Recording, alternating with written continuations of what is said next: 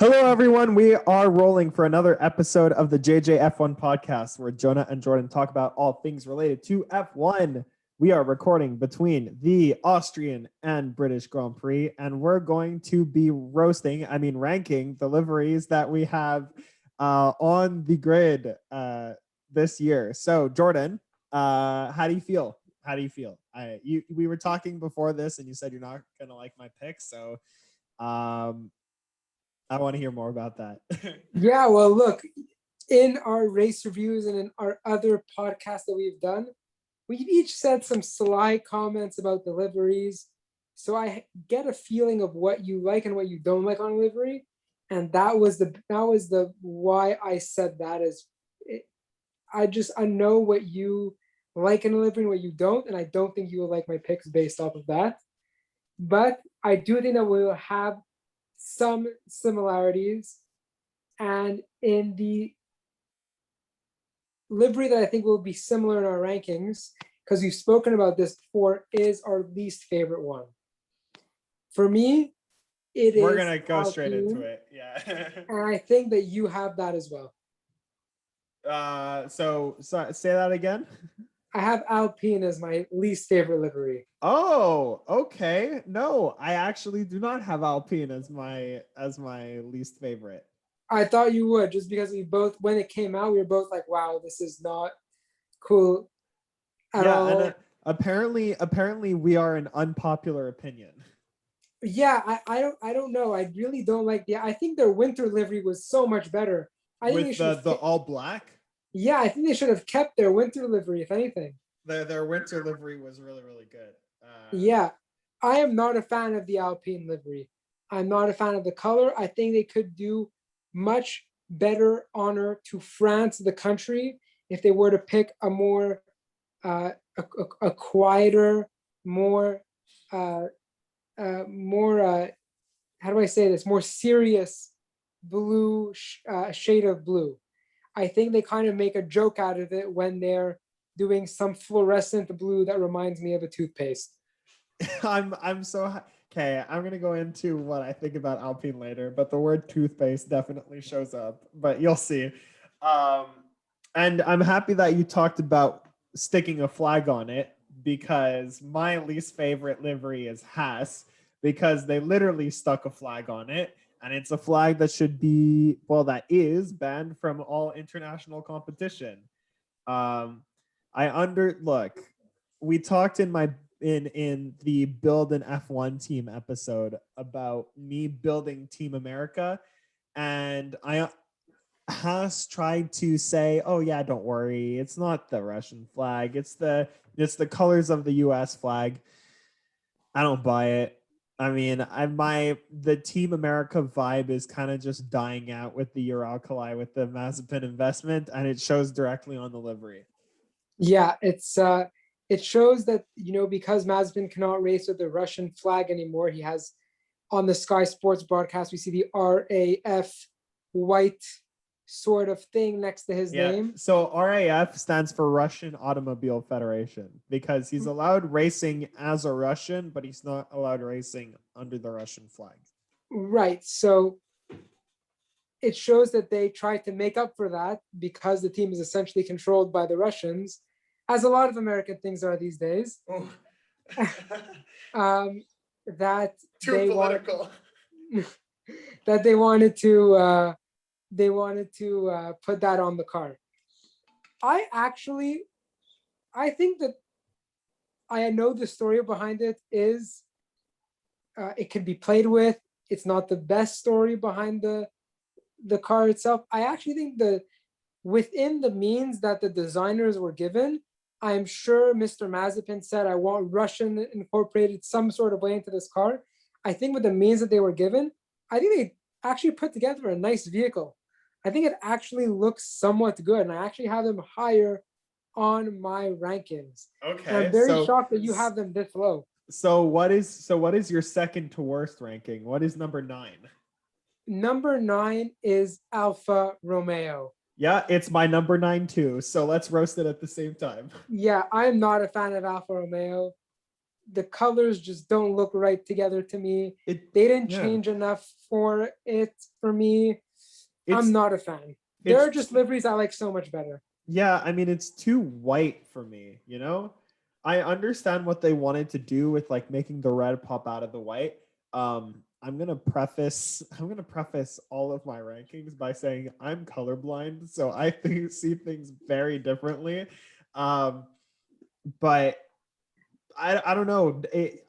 There are a lot of people that really like this year's Alfa Romeo, and I am not one of those people either, because it doesn't wow me. That's the thing. It's like, I understand what they wanted to do with incorporating the red Alfa Romeo logo on the side and then merging with the white,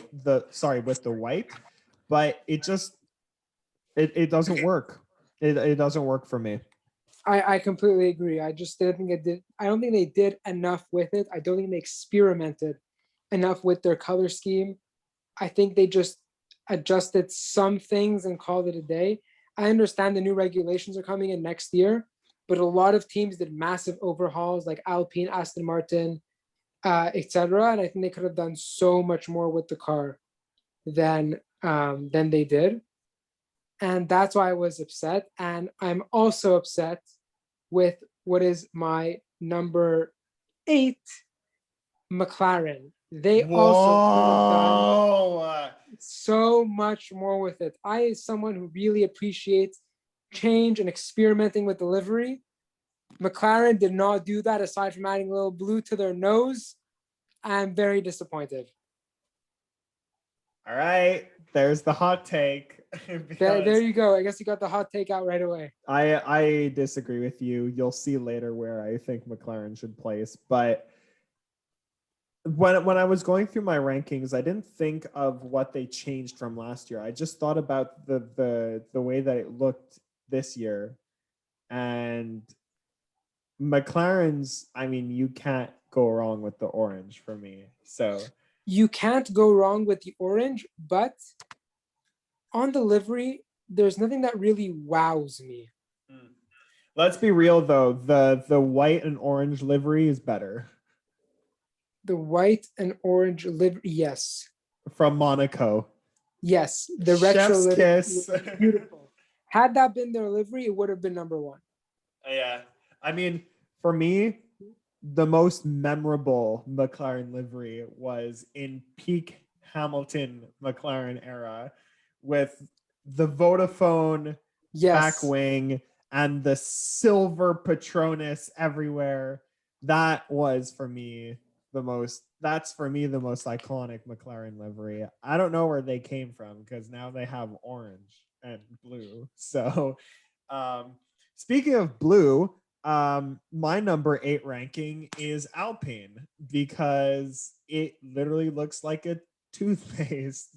Yeah, it looks like a toothpaste bottle. I don't dig it. I don't like the white lines in the red that they were trying to do with the A to cut through. I try. There are a lot of people that really liked it. I really don't. Yeah, our Alfa Romeo take and our Alpine take are very contrary to popular belief. It looks like a toothpaste bottle. If you legit put the side of an Alpine car on a toothpaste bottle, I would say that's a nice toothpaste. The one thing they did do well was place the A. I think the A was placed in the nicest place possible.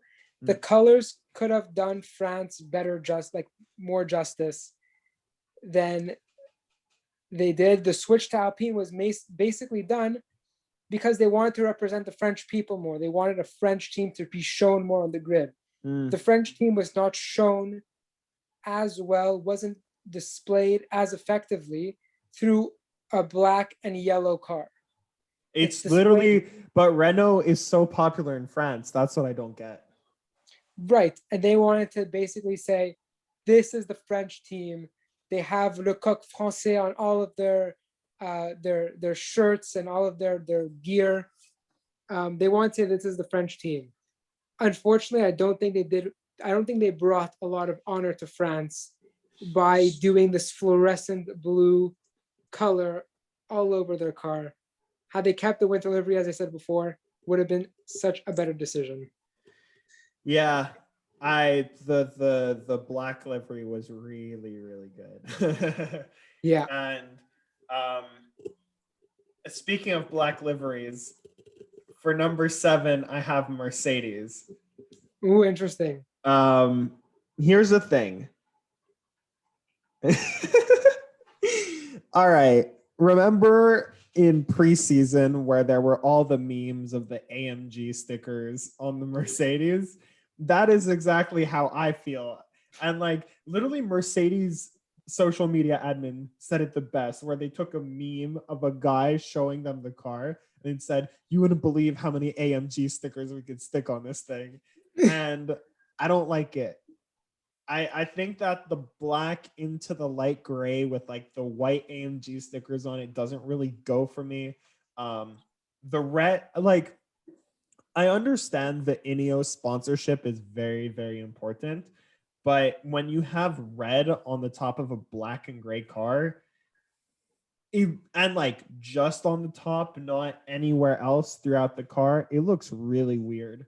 So for me, a bit of those the combination of those three things of the gradient to the gray and then the 3000 AMG stickers that they stuck on the back, along with the red on top for the Ineos sponsorship. For me, that's it. Really turns me off from what last year was one of the best liveries on the grid. Yeah, well, I want to address Mercedes right now. I do want to say though, at this place I have Haas. I want to just address that first and then address Mercedes. Talk about right Haas. afterwards. I actually think that given all the politics at Haas, given their constraints that the design team at Haas had, I think they actually did a good job. If you told me incorporate a Russian flag into your livery, I would have a very hard time. My charger? That's my charger. My charger. Given their constraints, I think that they did the best job possible. And I think it actually looks pretty decent, especially compared to all the other more or less bland and off-colored liveries that we have on the grid that I mentioned before.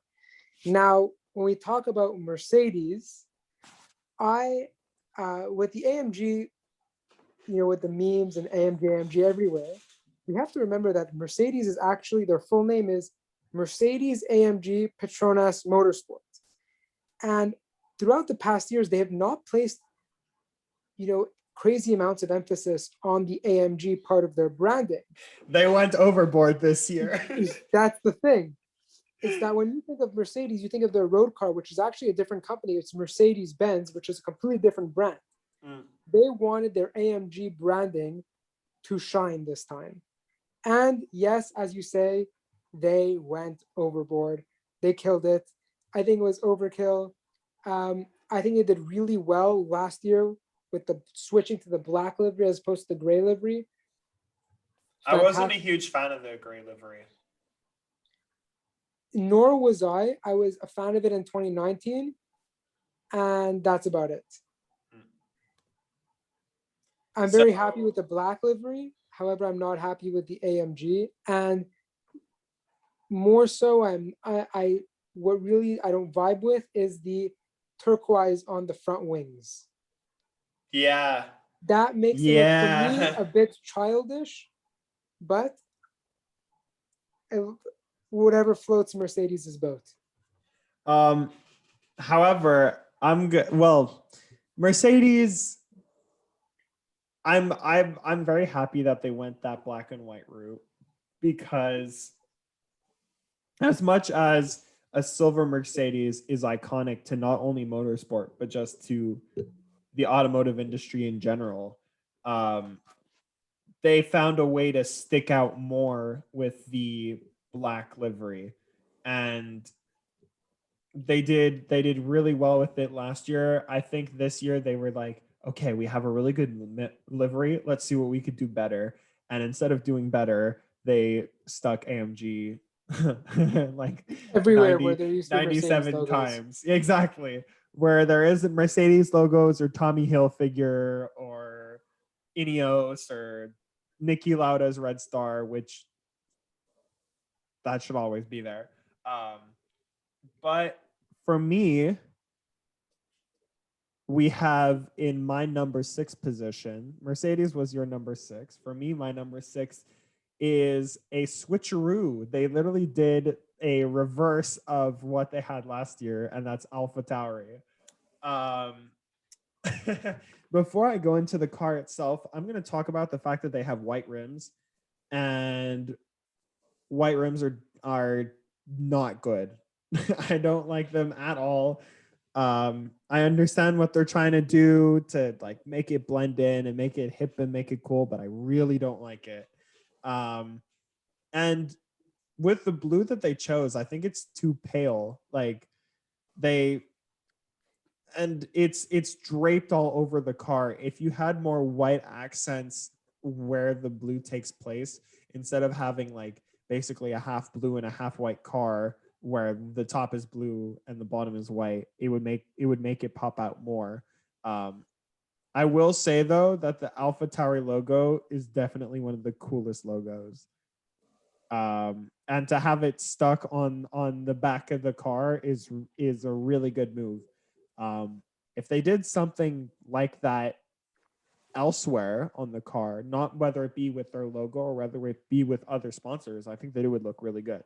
But right now, it looks like you have a plain blue car with plain white bottom, and it doesn't look too good for me. I'm gonna address AlphaTauri much later on because I have them much later on. For me, are we at 6 now? We're at 6. For me, at 6, I actually have is their sister team or their mother team, whatever you want to call it. I have Red Bull.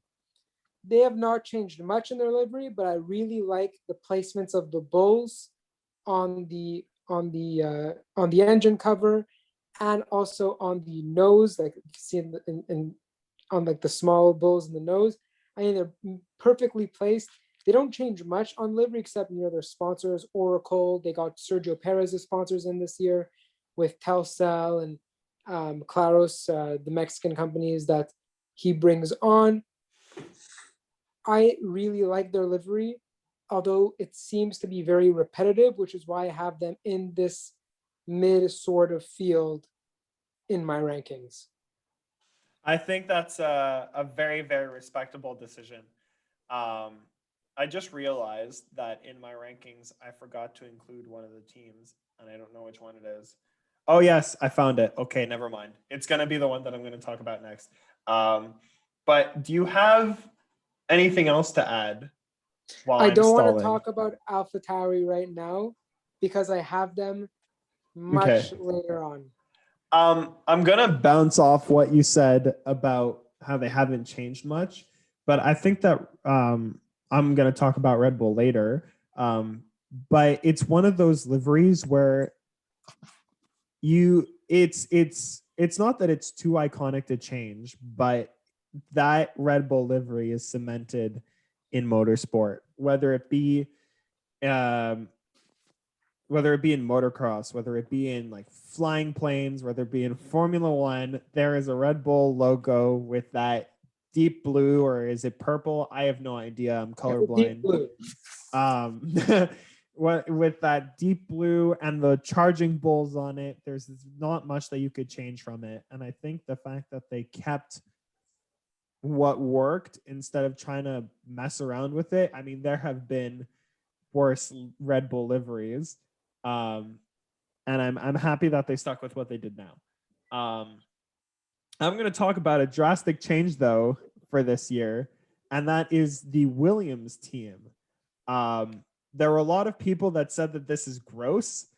I think that it's a smart way to hide the fact that they don't have that many sponsors by just sticking blue zebra stripes on it, which I actually really enjoy. Um, things that could be better is kind of the change in white onto the nose, but otherwise, I actually am one of those few people that really enjoy the back design.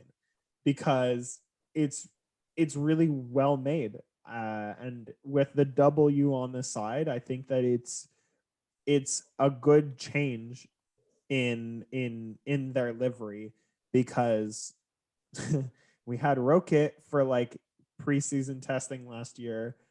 The year before that, it was a toothpaste bottle, and now we have the blue zebra, and I really like it. Yeah, I want to echo everything you just said about Williams because I actually have them next. I really like it. Yes, it is to hide the fact that there are no sponsors. They tried to do this whole retro theme because they had some yellow on their car a while ago and maybe in their championship days. And they tried to do this whole retro thing solely to hide the fact that they did not grab any sponsors, to the point where there's not even that big of a Sofina sponsorship on the car. Only on the Latifi money. yeah, Nicholas Latifi, who is a driver for Williams' father, is the CEO and founder of Sofina Foods, a big company in Canada that supplies a lot of different foods throughout the country. They were a big sponsor last year, and I'll preface my Williams comments by saying, had this been last year, they would have been number one for me. I really enjoyed their Williams. I think it was a classic last year. Very, very classic, white, blue, amazing. Regardless, this year they don't even have that big of a Sofina sponsor, the father of one of their drivers to even sponsor them. So they really had to hide the fact, and they did it very well with their retro theme. I like the stripes. I like the W. Like you said, the nose could be better. What could be improved on. I'll also add that the halo can be improved on. They kind of went a little lazy with it and just put a black halo, which to me doesn't really go well with the rest of the car. It's definitely not a cop out. Yeah, it's to me that's a little strange. That's what I'll say about Williams. I really do like it. It comes up next for me. I think it's my fourth position. In my fourth position. We're at so Williams is fourth. Did you talk Yeah. about five? Five was Red Bull. Red Bull. Okay. So in that case, my number 4 is Ferrari.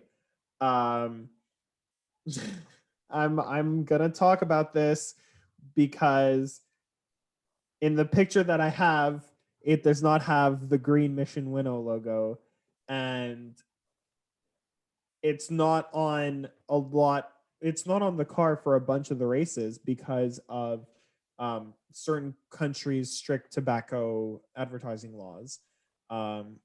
Because same thing with a better tomorrow on McLaren's side. Mission Winnow is a shell company for Marlboro, where they're trying to advocate for people getting off nicotine or something like that. I don't know, but they made a shell company, and with Ferrari being so heavily sponsored by Marlboro, basically throughout a lot of their history, especially through the Schumacher days, through the whole barcode scam in the early 2000s, where like it wasn't a Marlboro sponsor. They just made it look like a barcode so that when it went really, really fast, it would look like a Marlboro logo. I'm not going to talk about that because otherwise, how can you go wrong with the red of Ferrari? I can't. It's Regardless of what you have, you cannot have a bad red car for me. Yeah, I have them in the number 3 spot. Okay, so let's talk about Ferrari here. And I think they really did well with it, especially this year. Because if you look closely, they did this beautiful gradient of the light red, the classic red Ferrari. And last year they had their 1000th Grand Prix where they had this burgundy, beautiful livery last year, which is kind of like the McLaren Monaco equivalent of that year, where it was just this gorgeous burgundy livery for one race that I wish they had kept for longer. They have that burgundy from that livery on their rear wing, and I think the gradient is just beautiful. They did really well with that, and it's also, kind of like Red Bull. They keep the same thing. Ferrari tried to keep the same thing with a little spice, a little extra, experiment at the end. that I think really paid off for them. I agree. I think that it was It really really well makes done. me forget that their engine was illegal 2 years ago. Oh, Ferrari engine roast number 26 of the podcast's history. So, I'm gonna be honest. I wasn't a huge fan of the Burgundy last year. I think it was iffy. I also think of just how historic the red is, where if you there was, I think it was in the 50s or the 60s, probably the 60s, where Enzo Ferrari was having a fight with the FIA, and because of that, the Italian motorsport body did not back Ferrari in their case, and ended up siding with the FIA, or whatever the predecessor was for the FIA. And Ferrari got mad and said, I'm not gonna run a Ferrari at the next race in red. And he painted the Ferrari blue just to piss off the Italian Motorsport Corporation. Because from what I remember, I saw a mini documentary on this. Was for an F1 car to run at that time, you had to make 100 or at least 100 road examples. And when the FIA or the equivalent went to the Ferrari factory to see the road examples to make sure that they were actually making them, Ferrari actually took the same like 5 or 6 cars and just put them in a circle and thought that the FIA wouldn't notice. So with that whole fiasco, Enzo Ferrari got mad and said, you know what, I'm painting my Ferraris blue. And they got mad. So eventually got settled, and it ended up going back to red. But a little bit of sports history of why that red is so iconic. Yeah, the red is very iconic, Jonah. And a quote by Enzo Ferrari that I love to mention every time I talk about this is he's quoted saying, if you're going to ask a child to paint a car, they're going to paint it red. And to me, that just shows how classic that color is and how much it's needed on our F1 grid, as is Ferrari. Yeah, I agree with you. Red's my favorite color. Naturally, I At would this drive point, the car. Ferrari is essentially synonymous with Formula One. 100%. 100%. Now that we just wrote our love poems to Ferrari, let's talk about your third place. So you want to talk about an iconic color? We're going to talk about the Italian racing red, and I'm going to talk about the British racing green for number 3, and that's why Aston Martin is my number 3. It's not really British racing green, but I still kind of like it. Would I have liked if they took the green that they actually have on their merch? 100%. I hear there's like this whole thing about how BWT's president got mad because it's like the car isn't pink enough or something like that because of their sponsor, and their compromise was the little pink stripe. As much as I have wanted it to have been the neon green that is also on their merch, I actually really like the addition. I think that for a first livery, with that green coming back into racing, it really stands out for me. To be honest, if you want to talk about standing out, nothing stands out more than a pink car on an F1 circuit. But I will say that this looks really, really good. Really good. So for me, that's why Aston Martin is number 3. For me, Aston Martin's number 2. And I completely agree. That green is so classy. It's very James Bond-esque, which is the pinnacle of British motor racing. It is the classiest color on the grid, in my opinion. I think that it's great to see it back on the grid, especially sported by my favorite driver on the grid, which is your favorite driver on the grid. Yes, sir. And yeah, I'm just very impressed with what they did. And I think they added the right amount of pink to it. I understand BWT is upset, but it's very hard for, as it was for Haas, it's very hard for designers to really satisfy everybody with when they are given constraints. And I think that the pink was placed very, very well on the bottom with that stripe. And not only is it on the bottom, but it's also in their paddock. They have like on the top, like when you watch the race, you see them coming in for a pit stop. You see the little green on top on the rods up there. You see it on their race suit. I think it looks out of place there. They still try to satisfy everybody by putting it there. But I think that on the car, it's perfectly placed and it's perfectly displayed on the car. They did a really good job with it.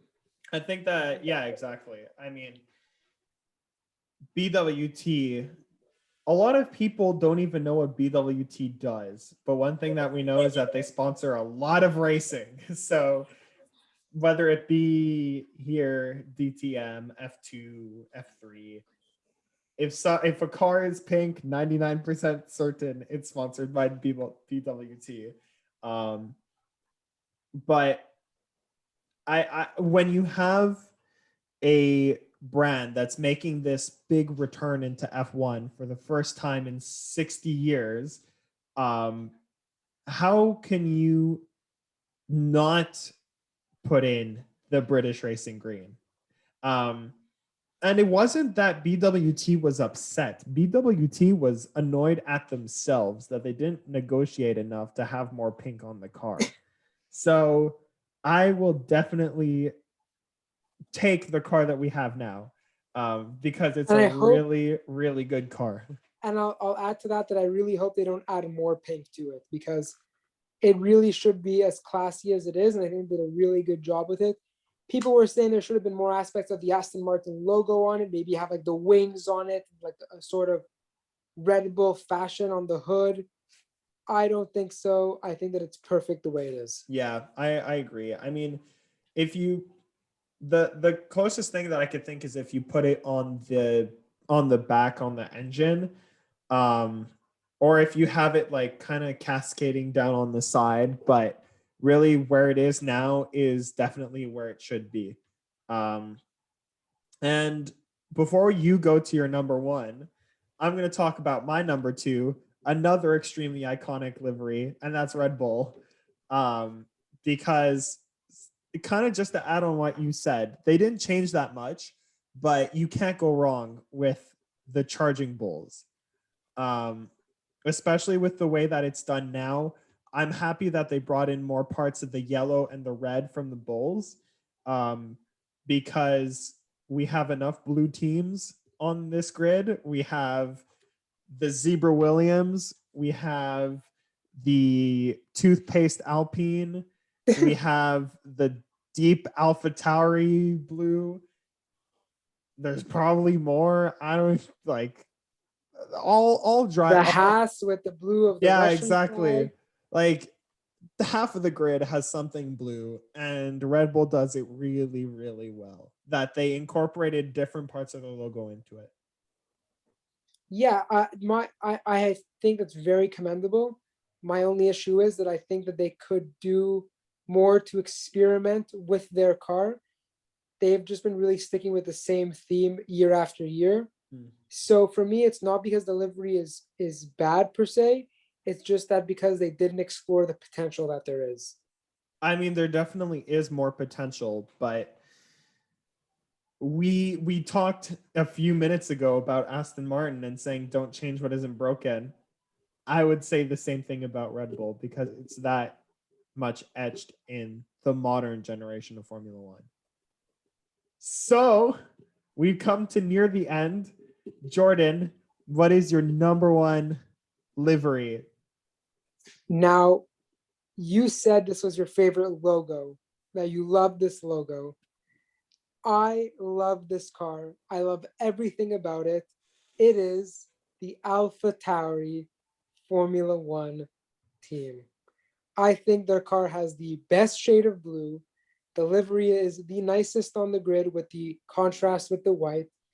They put the blue in the right places, and the white rims to me look amazing. It is Are the you only white. okay?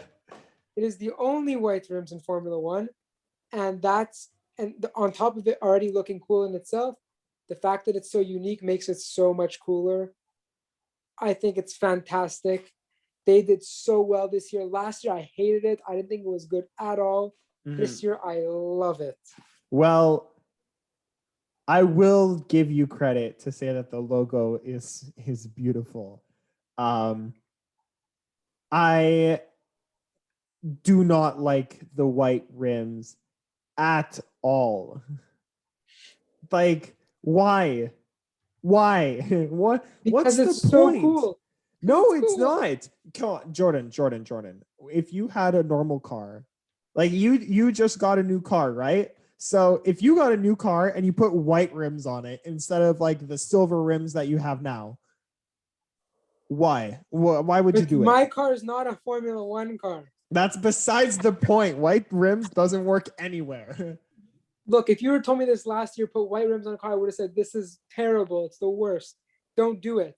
I see it and I love it, especially with the contrast of the blue that they have on their car. What? But why? But that's the thing. The white rims for me is the major turnoff of the car because I understand what they're trying to do, that it sticks out, but for me it just looks childish. That's the thing. For me, it looks like they're unique. It looks like they tried something really, really cool. And I think it really paid off. I mean, if you want to talk about bold choices, it's a fashion brand. They're making a fashion statement on their F1 car. It looks like it. But Jonah, I see that you just left out McLaren that I had placed very, very low. So I please did. that. I'm going to talk about McLaren because, yeah, McLaren is my number one. Honestly, anything between like 4 and now could probably be interchangeable. It's depending on how I feel today. But I went back.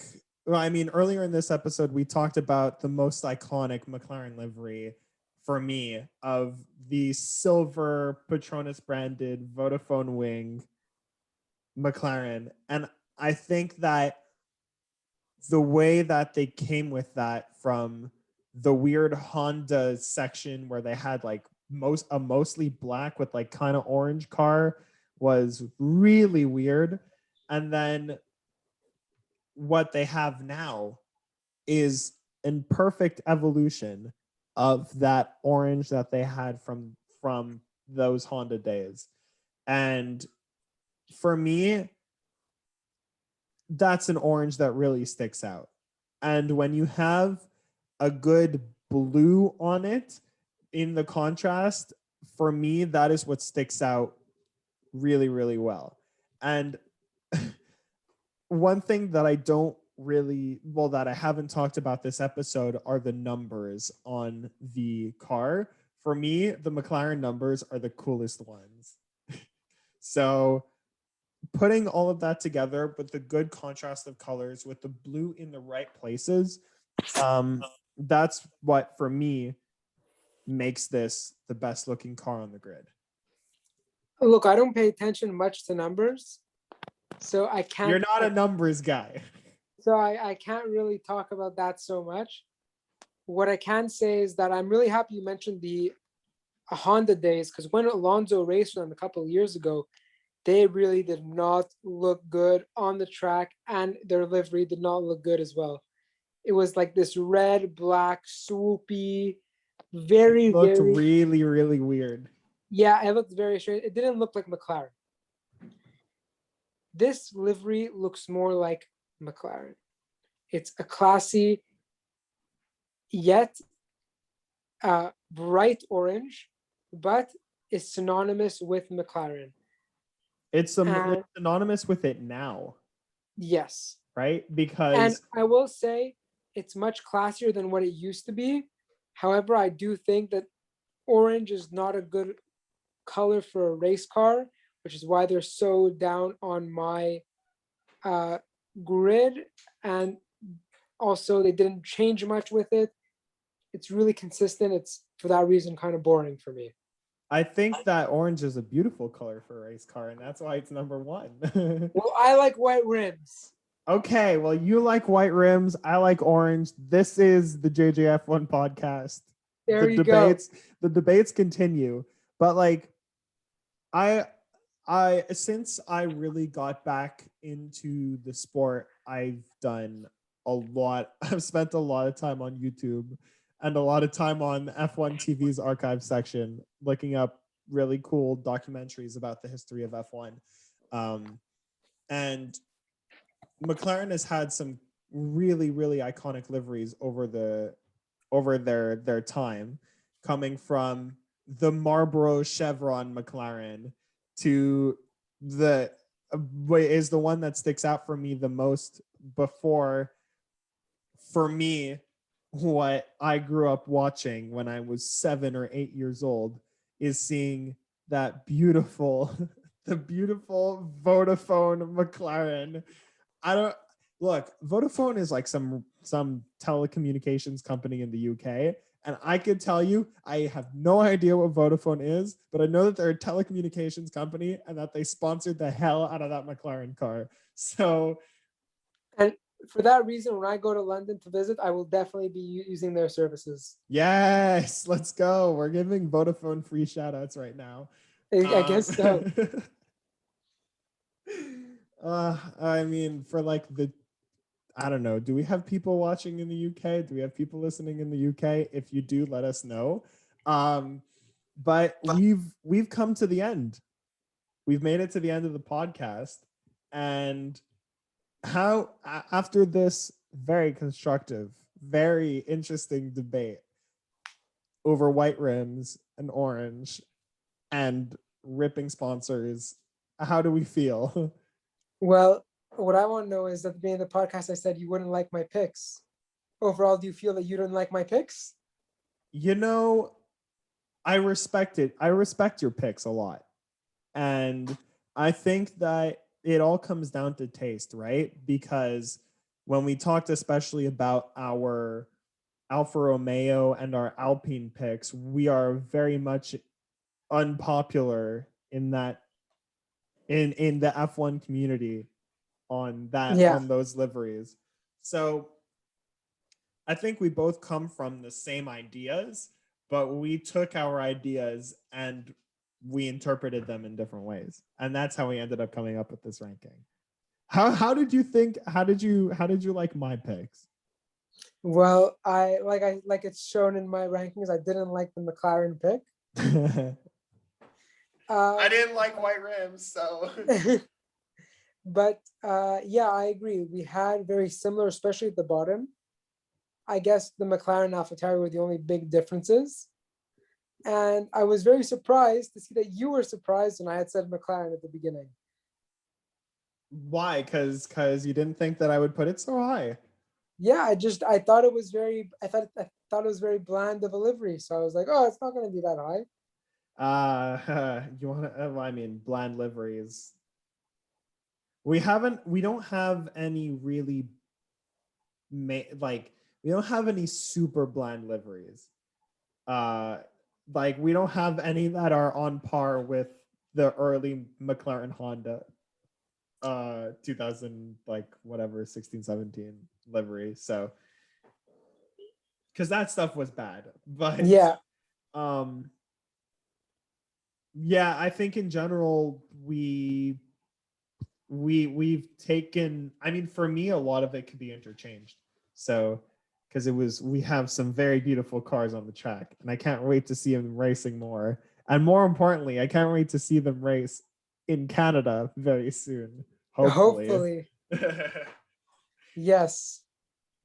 So does that mean that we've made it to the end? We've made it. Yeah. Well, guys, Jonah, as always, has a message for you. So the message is, so if you like this episode and you want to listen to more, don't forget to like our Facebook page, follow us on Instagram at the JJF1 podcast, and we will see you for the next episode. See ya.